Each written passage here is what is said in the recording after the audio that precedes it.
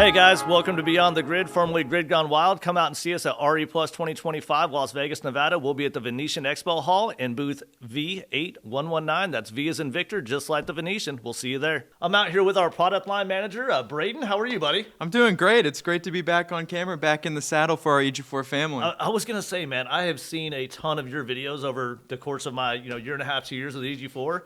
But we've never done this. Yeah, I know. I really don't get on camera with other people quite often. I think maybe I've done an interview or two with some of the product people on the team, but really I haven't done a whole lot of duo work before, so it's gonna be a fun time. It is going to be interesting, and I can tell you he spent less time on camera than he has in the sun in recent days, as you can tell by that beautiful white complexion. Oh yeah, but my hair is just as sun bleached as my skin is not, so there we are. We got to get you outside just like a solar panel, man. Let's produce some power. Oh yeah, well hey, speaking of producing power, we're excited to bring a couple of new products to y'all's limelight to see what we have at store at RE Plus this year. So I guess we can just kind of take it away with one of the biggest reveals that we're going to have, which is our 314 amp hour battery for EG4. And really, one of the things about the 314 amp hour battery that's going to be coming to RE Plus is that this is effectively a 1-to-1 replacement for the 280 amp hour battery. So it's a 16 kilowatt hour instead of 14.3. Okay. And we're trying to make the form factor just as similar as we can. Really, there was a lot of workroom with the engineering that we've done to make sure that it can slot in just as easily. And that'll provide a much better capacity for effectively the same price or maybe even lower on a kilowatt hour basis. So I know I've seen it, right? I've seen the prototype. I've seen them working on it at R&D. How is that going to affect as far as mounting goes, right? Like with our inverter system and our X bracket, is it all going to kind of be compatible and it's all going to have that same basic mounting mentality or mounting functionality? Or Yeah, absolutely. That was one of the things that we were really trying to focus on when developing the engineering for the product. We wanted to make sure that, there's a lot of folks out there who may already be using 280 amp hour batteries and want to slot in an extra one or want to utilize conduit boxes that they already have in stock, or perhaps just utilize what we have existing with the products right now. And so the 314 amp hour batteries, both the indoor and outdoor that we've worked on, are going to be 1-to-1 replacements on the physical size, just to make sure that 280 amp hour kind of form factor still works for all these installations. And of course, we're trying to make sure that we have all of the same level of certifications at the base level, 9540, right. 9540A, and 1973. So that way it can be installed in a lot of jurisdictions. Okay. I'm curious, like weight-wise, right? So we've got our 14.3, right? Weighs right about 310 pounds. Mm-hmm. Gaining that extra 1.7 kilowatt hours of storage, what are we looking at increase in weight?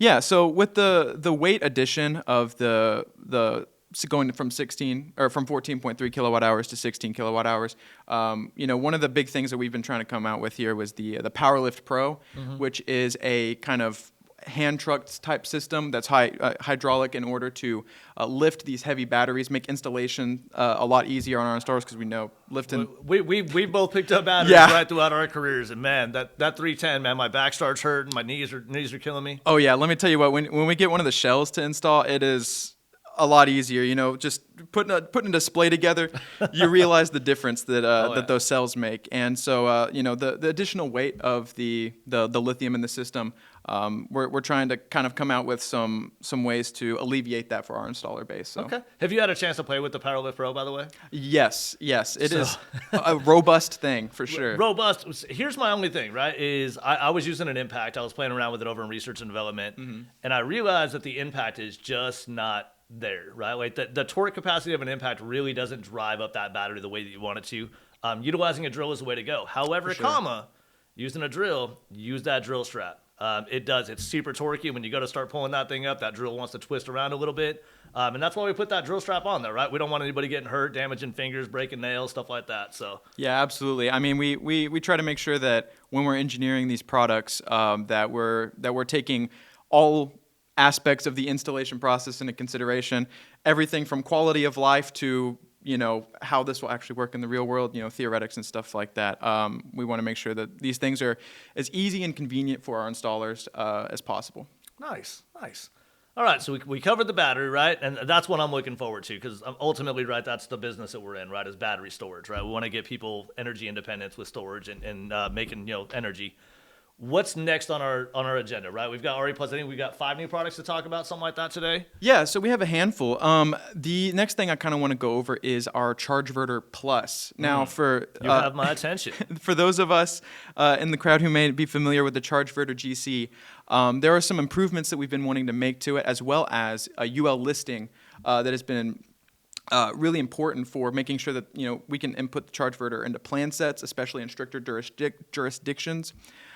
So we have pursued a UL 1012 with our Chargeverter Plus, And that allows for what? That allows, so the UL 1012 is going to be I believe it's a power charging UL listing. Okay. So now the Chargeverter will be UL listed, so it should go through a lot more of the compliance aspects, the jurisdictions that we've talked to, making sure that they would accept that. So that's going to kind of all fall into the world of like an ESS system, right? The Chargeverter, the inverter, the battery, the conduit box, just kind of this conglomerate of products that we offer that's going to allow them to not only charge their battery via PV, but let's say you don't have PV at the time, right? You've got a bad storm come through, you got cloud cover, that Chargeverter can kick in and then recharge or maintain a state of charge for those batteries so that way they're not running out and then depleting a battery past its capacity. Yeah, absolutely. We wanted to make sure that there were options for not everyone has a 24 kilowatt backup whole home backup generator. There might be some who have a 9 kilowatt Predator or something like that in their garage, and they want to utilize that to kind of top off their batteries a little bit. Chargeverter is going to be perfect if you can get that pre-installed in your system now. If you need that UL 1012, that'll allow you to do that. We also have a couple of additional cool features built in to make it a lot more compatible with open loop communication users. We know a lot of users have that, so we added global shutdown timers to make sure that your generator doesn't get overused or doesn't use more fuel than you anticipate. Right. As well as making sure that the voltage control and stuff like that is much more tweaked to be a better quality of life for our users. Gotcha. And I've heard, now I have not seen this product yet, guys, so this is all new information to me as well. Outdoor rated? Yes, so we got IP54 certification on this.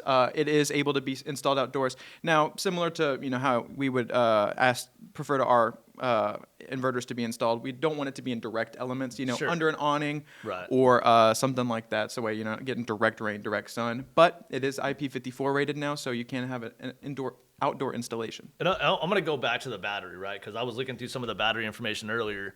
My understanding is the batteries now have an external lug, so we can actually just plug or wire in and just kind of nut it on there. Yeah. And that way you're not having to worry about trying to recramp, Amphenol connectors or making different weird connections and being what I would call to be unsafe, right? We've created an opportunity to recharge a battery without really, removing any other equipment and just adding it to the additional existing system. Yeah, we realized one of the, with our product team, we take a lot of this customer feedback through your channel, through your sales channel, through a bunch of different forums and trade shows that we frequent and visit. And one of the big things was, hey, we love that you have these quick connect outdoor installations for wiring your system, but what if I have a either a third party charger, Chargeverter GC or something like Right. that I want to wire in. So with the 314 amp hour batteries, we added an additional bolt-in for that. So that makes 5 ports then. So we've got our traditional 4, right, for paralleling, and then your your inverter connection, and then you also have that additional new lug where you can just wire direct. Yeah, absolutely. It's all connected to the same bus as well, so That's you're awesome. able to charge or have additional power sources like that. And the new Chargeverter will also be 120/240 compatible for a traditional outlet as well as for a generator, right? Yes. Perfect. That's incredible, man. You guys did a great job with it. I can't wait to see it and play with it. So we talked a little bit about the 16-hour battery. We talked about the new Chargeverter. What else you got on the agenda coming out this year? Yeah, so one of the other big things that we wanted to bring to the show was our new variations of our mini split. So we now have a multi-head mini split, which is one of the biggest asks that we've had from our solar mini splits. We had a bunch of them. I mean, RE Pluses last year. I've been to a couple different trade shows, and we get that a lot, especially in rural communities where they maybe don't have central heat and air. Multi-head units have been a big topic of discussion, so I'm excited to see this come to fruition. Yeah, so we wanted to make sure that it is also, by the way, it is also very it is solar compatible. So it's able to utilize solar as well as have multiple indoor heads from the same condenser unit. So you no longer have to have a mini split for here, mini split for here, this solar array for this one, this solar array for this one. You can run it all from the same unit, and as long as you size it properly for your abode. So what size is it? Is it a 1-ton unit, a 2-ton unit? This is a 2-ton unit, It's a but 2-ton unit. you're able to utilize either 12K or 9K heads. So those are in BTUs. Right, so right. a 1-ton or 3/4 ton. Right. So with that though, when you're doing that, is if you let's say it's a 2-ton, how many indoor units can you operate off of that one outdoor unit? I believe up to 3. So if you use like 3 9K units, Right. I believe That would support the 2-ton 24,000 BTU system, Yeah. correct? Right. Yeah. Okay. Yeah, so it would split up that way, and of course it will ramp it and deramp from the solar power that you get in. It can also wire in AC as a backup, and it will prioritize solar, so you're not locked into, okay, well, what if it's a rainy day, or what if it's cloudy or something? Right. Are my solar panels going to stop cooling my house? Well, you can actually wire in AC to have that backup power, but it will prioritize the solar, so you're not using as much power. And as far as that goes for the 2-ton, I know for our traditional 1 and 2-ton hybrid units, we have kind of a recommended amount of solar, right, of DC voltage. Kind of where does this fall in that same world? Like in the same perspective of about 7 to 9 panels for a 2-ton unit, or?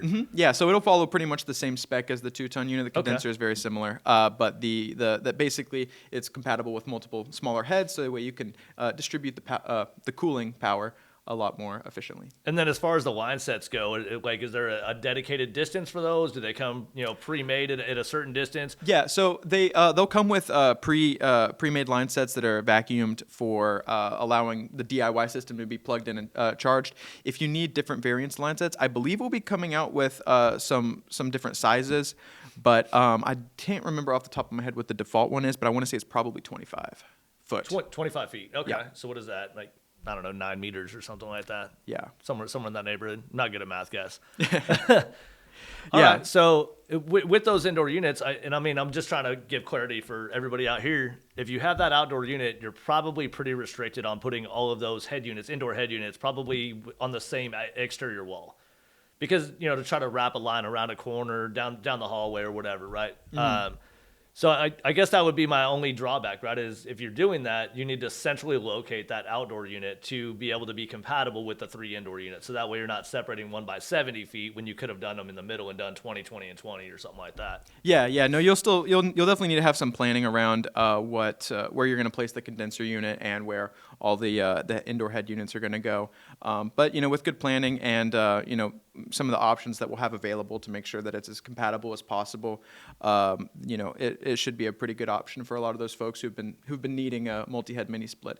And I'd also like to mention that we will be having a window air conditioning unit as well, which is like an old school one from my time when I was growing up. Yeah, and that one will also be solar compatible. So, if you want one that is a little less on the, drilling through walls and permanent construction side. Yeah. If you want one that's just kind of a setup and go, then there'll be a window AC unit for you. And is that plug and play as far as plug it into a 120 outlet in the house, or does this need to go back to a breaker, or how's the wiring process look for that? So if you're going to wire it into AC, I believe it is wired a more typical way through a breaker. Okay. But I'm sure there are probably a lot of folks out there who are going to make some plugs for it, make it compatible. And that may be something, if customers are finding that that's something they'd much rather have, then we can.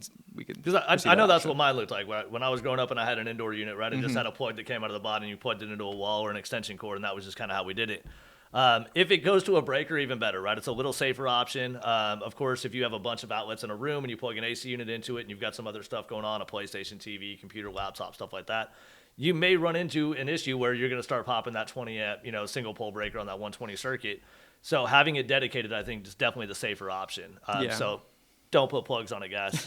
And again, this is going to have solar compatibility, right? So with that, you're going to be utilizing as little power from the AC side as you have sunlight or have panels connected, which is a good thing, having solar power. And that unit's what, 1 ton, 2-ton also? Or? I believe it's going to be a 3/4 ton.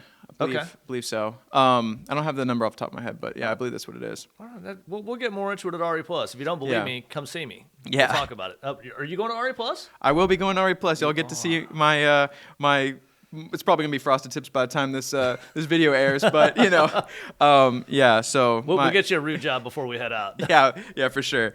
So y'all get to see me at RE Plus. No, it's awesome, man. So what are you going to be doing at RE Plus? I know I'll be in the booth, right? So if you guys want to come see me, hang out, I'll be in the booth. We will also be shooting another episode of Beyond the Grid out there. So feel free to come by, say hi, shake hands, kiss babies, all those good things we like to do. But what are you going to be doing out there? I will also be in the booth supporting where I can, trying to help make sure that things go as smoothly as possible with all of our customers that are going to be there, and all the lovely people at RE Plus, and just trying to help make sure that things are going smoothly, and talk about tech information, kind of Nice. what I'm familiar with. There you go. All right, so we got batteries done. We got the new Chargeverter, which I'm super looking forward to. Like I said, I haven't even seen that thing yet. I've seen the battery. We talked a little bit about the multi-head AC DC mini splits. We talked a little bit about the indoor window unit. What else we got on the agenda? So I'm going to go ahead and talk about the LCD screen that we're going to be coming out with. So we have a variant right now. And the variant, right, is the optional LCD screen for the Flex series, correct? Yes, sir. So I've seen one of those in person and one of them used. So I'm excited to hear what this new optional LCD screen is. Yeah, so we've kind of taken the FlexBoss screen kit and added some upgrades to it, modified some software, and we've made it, first off, outdoor rated enclosure, so that way you can install it nearby a system rather than having it to be inside of inside of the cabinet, right? Right. But we've also added some compatibility with the 314 amp hour batteries that we're going to be coming out with. So you can now go through the, what you would have on the LCD of the battery. You can have that be monitored directly on that screen as well. So you can flip between your inverter and your batteries. So you can see state of charge, you can see cell voltage, you can see all of that just via that LCD screen. Yeah, absolutely. And one of the things that that the LCD screen kit is really useful for is, if you're commissioning a system in an offline environment, maybe you don't have access to Wi-Fi or don't have phone apps to use. Sure. That's a really helpful thing. Or you thing. choose not to have it. Yeah, no, it's a really easy to use and a nice user interface for commissioning the systems. And for those offline builds too, if you want to use it as a permanent monitoring system, then that's where we have that outdoor rating. We have that compatibility with both the inverter and the batteries now. It should be a nice, super intuitive and clean to read system. How is that powered, right? Are we just running a data cable? Do we got like a positive negative that's going to go to the terminal blocks on the comms board? Like what's that look like as far as wiring goes? Yeah, so the power comes from the inverter. So there will be an installation guide similar to what we had for the FlexBoss screen kit, where it will pull the power cable from the inverter and communications from the inverter. So it should be I believe it's going to be a two-wire communication, or two-wire communication and power line from the inverter. Okay, because I know like the existing one, right, for the Flex series is the ribbon cable. Yes. So I'm hoping we're not going to do that for the new one, right? Because the ribbon cable will be kind of cumbersome, right, to run through conduit and get into a location that you want. Yeah, I believe so. I know we're going to have a communication line from the inverter to the batteries. I'm gonna have to double check on whether or not the power cable will come from the ribbon cable or whether or not it will be from the communication board on the inverter this time around, because there is a auxiliary power supply on the inverter. Right, absolutely. I mean, that's how we power like Tigo CCAs and stuff like that, is on those terminal blocks, right? Right. So that's probably the best way to go, right? Super small wire, gauge-wise, so you don't have to worry about running large-scale conduit. As long as you get some 600-volt rated data cable, I don't see why that shouldn't be operational. Yeah. So the last thing I want to talk about here is going to be our all-in-one ESS. This is going to be one of the biggest things we have at RE Plus this year. Now, for our all-in-one ESS, we have been working on creating a high voltage, a TPO, FEOC, a FIOC. There you go. There's a lot of acronyms here. A lot of acronyms going on. Yeah.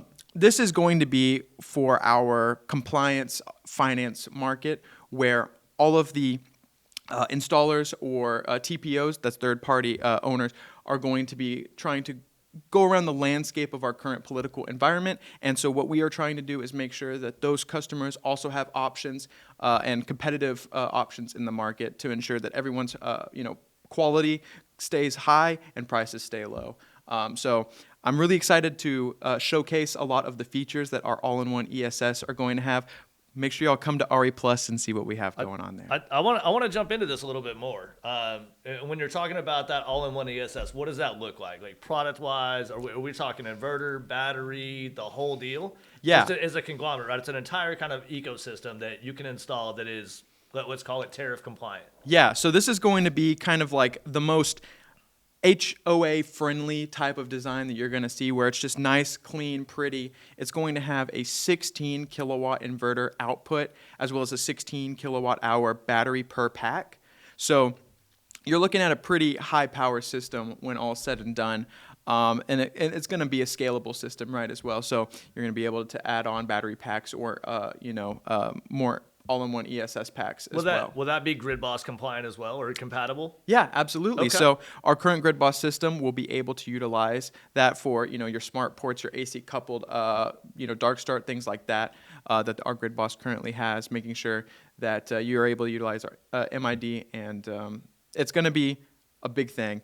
So we're really excited to show it off. It does sound like, I haven't seen it, guys. I wish I would have. I wish I'd had an opportunity. I actually just flew in yesterday in here to Texas. So I'm excited to see it too. Where are we at with the whole meter issue with where I live at, right in Arizona? We have all-in-one panels that are extremely difficult to do interconnection agreements with, especially from the supply side and load side, right? We can do load side breakers and stuff like that, but where are we at in that process? I know that's something that's probably compatible with the AIO, right? Yeah. So one of the things that we're working with a lot of the meter collar companies out there that have developed their own projects that they've been pushing through the compliance thresholds, and we're making sure that we can create a compliant solution to kind of work really nicely with their system. And once that's up and operational, we'll be sure to let everyone know, and we'll have a meter collar solution with a partner company. So it'll be nice. It'll be soon, and hopefully it'll be compatible with just about everything that we've got. That's what I'm hoping for. I was really hoping to have that meter collar launched, 2025 for RE+. It's going to be a big one. Like I said, where I live at, Arizona, Nevada, Southern California markets, really tough. We do have installers out there. There is some workarounds currently that you can do. But to save some money on the front side, save a lot of labor costs from moving all these branch circuits out of one panel into another one, doing what we call a high tie or Hawaiian tie-in. So that meter collar is going to be game-changing for the West Coast especially. Yeah, and I want to add a small piece to that. One of the things that we've been trying to focus on with part of our compatibility game with the meter collars is we realize that, if you are subject to what effect you need a meter collar because you have an all-in-one panel or something along those lines. We're looking at ways that we can utilize our existing systems. So like our FlexBoss 21, doesn't have a Gen 4 right now. Right. But, if we have compatibility with some, partners with the meter collar business, maybe we can look at getting our load ports on our systems to become smart ports. So you can still have the flexibility, maybe the dark start AC coupling, things like that, of a GridBoss. So you would just be turning the load port into a bi-directional port. Yeah. So that way you could either input or export power or utilize it as a time of use function or something like that. Yeah. So that's one of the things that we're trying to make sure that that we're able to handle as well, because that will be a game changer for meter collar systems, right? Sure. Yeah. Being able to utilize. I mean, there's a lot of folks out there who probably have a 32 amp AC coupled little solar system on their house that they want to make sure they can get power from whenever the grid goes down if their batteries get drained. So we want to make sure that that's still capable of being used. Man, I'm so excited for all these new products. Brayden, I want to thank you so much for joining us out here on Beyond the Grid. Remember, guys, Beyond the Grid changed from Grid Gone Wild, but we did not change our attitudes or what we do in the environment. So stay tuned. Check us out at RE Plus 2025. We'll see you in Las Vegas.